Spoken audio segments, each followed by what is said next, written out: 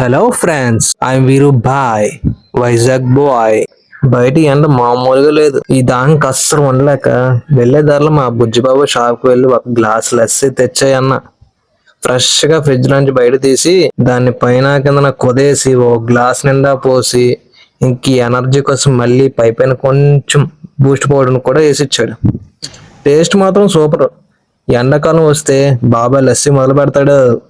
నిజంగా చెప్పాలంటే మనం తాగే బయట లస్సీకి ఇక్కడ బాబాయ్ లస్సీకి చాలా తేడా ఉంటది. ఇక్కడ లోకల్ గా బాబాయ్కి లస్సీ కూడా ఫ్యాన్స్ ఉన్నారు.